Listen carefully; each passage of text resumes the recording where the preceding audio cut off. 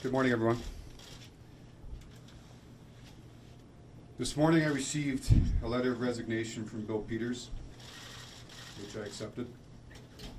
Effective immediately, Bill Peters is no longer a member of the Calgary Flames organization. What I'd like to do over the next few minutes here is just give you an overview of the timeline of events the last 3 or 4 days. Give you some insight into what's taken place. Please bear with me and please understand that there's information that I can't get into. There may be questions that I cannot answer. But as we've attempted to do throughout this process, we'd like to be as open, honest, and transparent as possible. On November 25th in Pittsburgh, during the game, I was made aware of a tweet on social media from Akeem Alou. Post-game, I immediately met with the media, informed them that we were aware of the allegations, obviously something that we take very, very seriously, and that we would immediately begin a review of the entire incident and issue. Post-game, prior to departing to Buffalo, I made a call and contacted Akeem Alou, which was the first of 2 conversations that I had with Akeem throughout this review. On the plane, we were going from, where were we going? We were going from Pittsburgh to Buffalo. I sat with Bill and questioned him about the incident in question, and had a long conversation with Bill traveling to Buffalo. Once we arrived at Buffalo, I met with my staff, communications staff, management staff that was in attendance, and we put together an action plan of how we would move forward. And the 3 critical areas that we felt that we had to have on that plan is, number 1, was to conduct a full review of the situation, of the allegation, of the incident. And it had to be thorough. I've been criticized a lot over the last 3 to 4 days that things have not moved quickly. They've not moved in a timely fashion. If I've not met anyone's time agenda, I apologize, but it was more important to make sure that we get all of the information. This was something that needed to be handled correctly. It needed to be handled in a timely fashion, but I was not going to trade carelessness for thoroughness. Second part of our action plan was dealing with our team. We were in the middle of a road trip, dealing with young men that were made aware of this allegation. I met with the team on a number of occasions. Number 1, needed to provide support to our players, needed to provide information and updates. We checked to see if there was any situations in our team where people were put in situations that they were not comfortable with. There were none, but dealing with our team was important. And then third part of this was dealing with the media. We tried to give you as much update as we can, as regularly as we could, with as much information as we could. The media speaks to our fans, speaks to our stakeholders, and we thought it was very, very important that everybody was kept up to speed on this process. It may not have been perfect, but we tried our very, very best. Later that night, too, I communicated with Bill that he would not be part of the team. You know, on the immediate basis, we had a practice the next day, and that he wouldn't be taking care in practice, or be taking part in practice. November 26th really started the review here. Obviously, the allegations took place in Rockford. I contacted and tracked down various members of the organization, 5 players that were part of that team, management of the Chicago Blackhawks, management at that time of the Rockford IceHawks, members of the Rockford IceHawk coaching staff. I again met with our players on the 26th, and we also prepared for the game that was going to take place on the 27th. That was at that time now on the 26th, informing Geoff that he would be coaching, moving Craig Conroy down onto the bench with Ryan Huska and Marty Jelena, and really the host of issues that take place on an operational standpoint.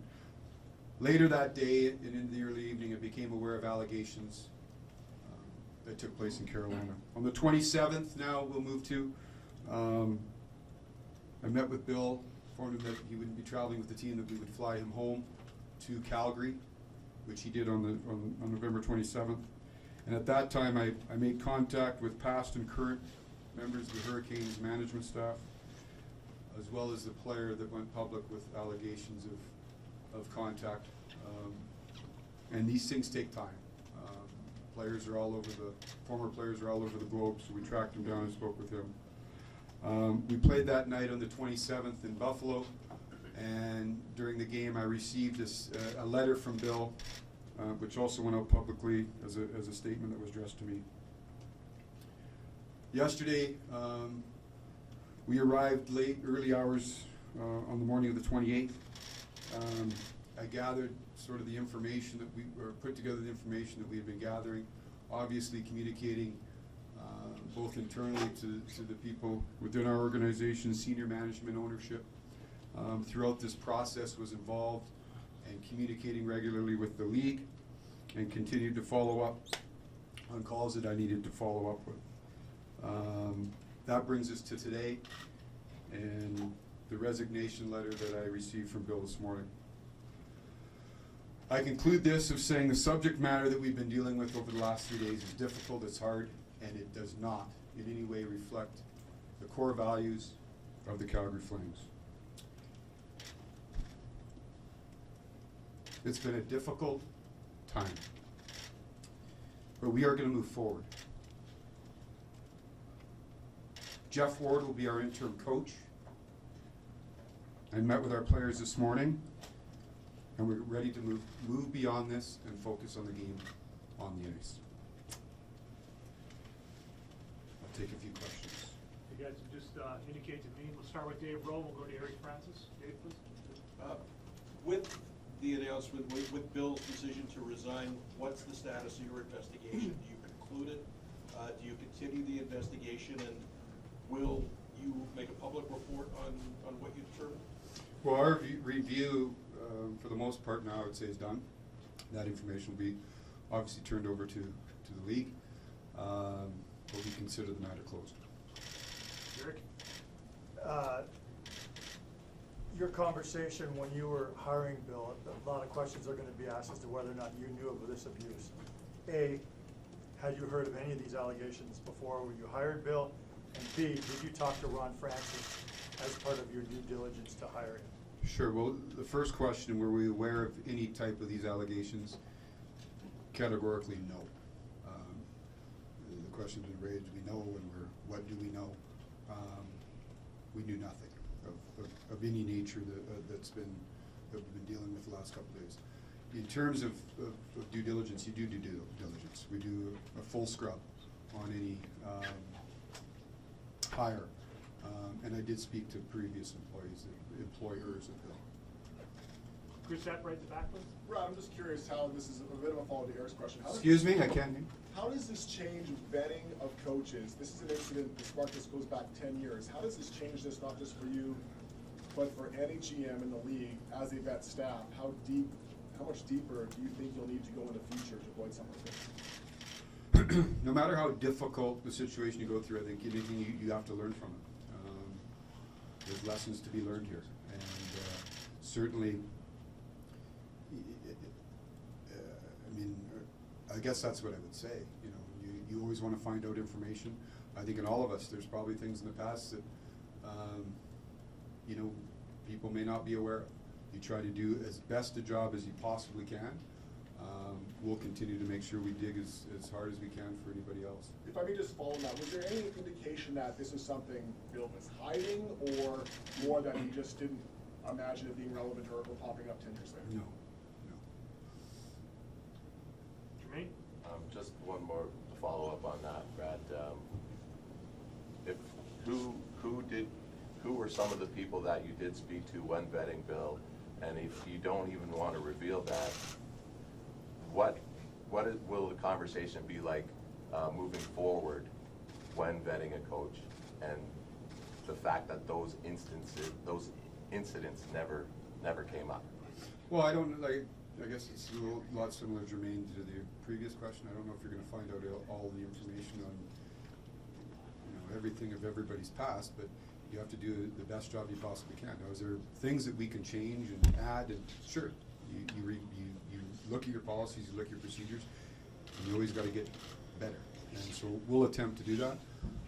As far as the first part of the question, I talked to people that Bill had worked for in the past and played for Bill in the past, and, people that he'd been in contact with, not unlike any process that you would go through, a normal process, I would call it. And did the NHL have, were they involved in this process throughout this week? And what Yeah. part did they play? Yeah, I communicated to the NHL on a very regular basis, so, there was constant communication.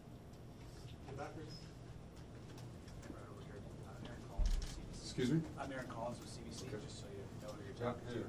I'm just wondering, these incidents happened a while ago, they're coming to light now. Does this highlight perhaps a change in the culture inside dressing rooms in the NHL and hockey in general? Where these things have been used as acceptable in the past perhaps, and that's changing? Or how do you see that? Well, I think in a general sense, Aaron, there's acceptable and non-acceptable behavior. And I think there's, whether it be in dressing rooms or in society, we all evolve. We all, I certainly, from our standpoint, you want people to feel safe, secure in the environment. And, but I think this is, like I said, it's gonna be a learning lesson for everyone. And hopefully this is, as difficult as these days have been, hopefully this is something that can be positive moving forward. Just a quick point of clarification, since the coach resigned, does that mean that the Flames are no longer paying him, so he doesn't have to? Yeah, I'm not gonna get into the details of that. He's no longer with the organization. Bill? I was wondering, did he voluntarily, did he offer to resign? Did you ask him to resign? He offered and submitted an resignation letter today. Does that have any impact on, and I couldn't hear the last question, so apologies. Does that have any, what happens with his contract now? That was very similar to the last question. Okay, sorry, couldn't hear I'll him. give you a similar answer. I'm not gonna get into those details. Brad, it's obviously disturbing that 10 years ago, a person of color, a young black man, felt that coming forward with allegations of racism would derail his career. Do you think that hockey culture, and I mean the NHL and CHL and just all the stakeholders involved in professional hockey something needs to change? Well, I think from 10 years ago too, I think we have changed. I think there's change. You evolve all the time. As I said earlier, I think you have to continue to evolve. You have to continue to look and see if there's issues that need to be addressed and changed. I know how we operate in terms of the culture and the values and things that we hold dear to us. And that type of behavior just has no place. Now, is there more steps that need to be taken? I'm a big believer in accountability and responsibility. So we will be accountable to make sure that we're doing everything we can in our standpoint. But I think lots of steps have been taken throughout, the hockey culture, if you will, to move forward positively. Obviously, we need to continue to do that, as every business and as society.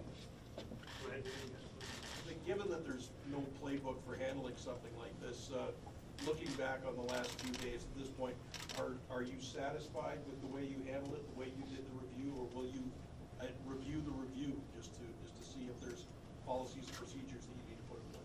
Yeah, I'm sure I made a lot of mistakes. I was flying without a compass here. We tried to do the very best that we could.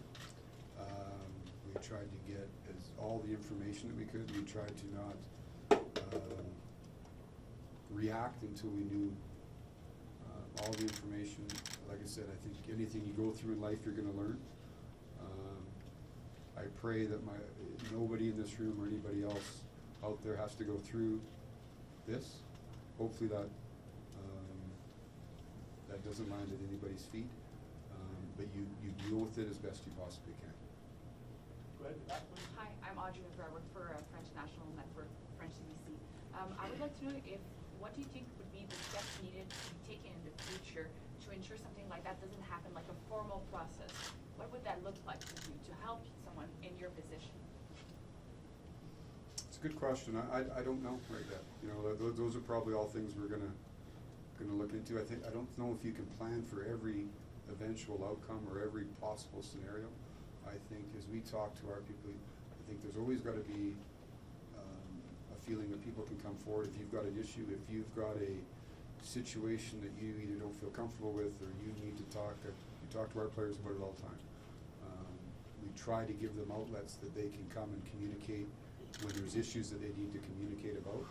I think we always got to continue to have those. Again, I want to reiterate that these incidents didn't take place here, right? So I think the avenues that we've got and some of the mechanisms that we have in place for people to come forward if they need to, are in place. And but you always have to continue to look at those. Do you feel like you needed more support from the NHL or any organization to do this type of work? No, I think the NHL was fantastic in terms of their role in this and the communication that we had. Kristen, followed by Aaron again. I'd just like to pivot to Geoff Ward. What makes you think that he's a good fit for this role right now? Well, Jeff's an experienced guy. He's been around. Part of what we're going through right now is some turbulence. I think stability is important. Quite honestly, Kristen, to go forward right now, I'll have more information for you that in the next coming days. But Geoff is a solid man, solid coach, knows the players, good relationship with the players, but also Ryan Huska, Martin, you know, Ryan plays a big role, Marty plays a big role. I got to sit down with him, with the staff over the course of today and the next couple of days, and we'll put together sort of a plan going forward. But you know, when this thing happened, I felt Geoff was the right man to lead over the course of the last few days, and we'll see where we go forward. Aaron, you have another question? Just one last one. Just Bill's resigned. If he hadn't resigned, what was the plan for the Flames? Well, we had a review that was taking place, and I don't think hypotheticals are things that we should get into right now. He's resigned. I guess most people are just thinking that if he hadn't resigned, was the plan that he would have to be let go? Same answer. No, he's resigned. He's no longer with us. Jermaine, followed by Chris. Just to follow up on Ward, so is he the coach for the rest of the season, or does a coaching search start today as well? He's the interim coach. I haven't gotten to that stage yet, Jermaine. Like I said, I'll probably have more information now. We're going to sit down and formulate a plan for that, but certainly for the immediate right now, Geoff Ward's going to be guiding the ship. Brad, I know you took us through a timeline at the start. Just asking if you could take us through a little bit of what you had to deal with and what your thoughts were when you first heard the allegations by Aliu, and then how did it change, if at all, when the allegations of, I guess the word would be abuse behind the bench occurred, and did you have to navigate through that, or was it the same process going forward? Well, I would hope it was like everybody else's when you hear those allegations. I think the word I used at the time was repulsive, but they're allegations. You have to. I believe in people, and you have to be fair to all people. So we wanted to just do. I believe process is important, and so we had to continue that process. And as far as anything else with Carolina or when that came up, we continued the same process: is to talk, collect information, disseminate the information. And like I said earlier, I know everybody wants a very quick gavel to come into play. We're not in that position. We had to make sure that it was done thoroughly, correctly, and that's what we attempted to do. And just one more, I'm sorry, Peter, just one more in that sense. Was there any possibility at the beginning of the week of Bill continuing on as the coach with sensitivity training and whatever needs to go through to make him a better person moving forward, and did that change as things continue to mount? Again, a little bit sort of hypothetical questions. We've gotten today, Bill's resigned. We got on four. So Chris, followed by Wes and Eric. Given this situation and what happened, to a lesser extent with Mike Babcock leading up to this, do you anticipate sort of a fundamental shift at your level that could trickle down through minor hockey as well? Everything from how coaches react to players to how empowered players feel to speak out. When do you sort of see the good coming out of all this across the sport, not just the NHL? Well, I'm not in a position to start talking about other situations. I'm familiar with ours well. And I think it's a little bit like we talked about earlier. I think you always need avenues to make sure that people have the avenue to talk about issues if they're there. I do think we've evolved. I think that, how we've coached, how we deal with players, how we deal with people has evolved. I go back to when I played. It's about 100 years ago. And so we continue to evolve, and that's no different than society. But as difficult as you go through in lessons, hopefully you learn from them, and this is no different. Wes, and then we'll conclude with Eric. Brad, I know this is kind of difficult to speculate on today, but do you think Bill Peters will work in hockey again in any capacity? I mean, that's difficult to speculate. Again, I don't want to speculate. Eric? Brad, how hard was this for you personally? Was this the toughest thing you've ever gone through? This is the most difficult thing in my career, sure. Two more, and then we'll conclude. Ryan Pinder and Jermaine is going to conclude. Ryan? Brad, we haven't heard the word racism at all in this whole process. Is there a reason why, and would you categorize those activities as racist that have been alleged against Bill? You know what, Ryan? I think I said repulsive at the time. I think I've categorized what we feel of the issue. Brad, Eric actually asked the question already. I guess the way I would rephrase it is, how tough is it on you knowing that Bill Peters was handpicked and, I'm assuming, a friend of yours? And how do you move forward with that relationship? Well, privately, I guess. Yeah. Like I said, there's a quote I've used a lot of, sometimes you criticize the performance, not the performer. It's been difficult on everybody. Okay, thank you. Thank you.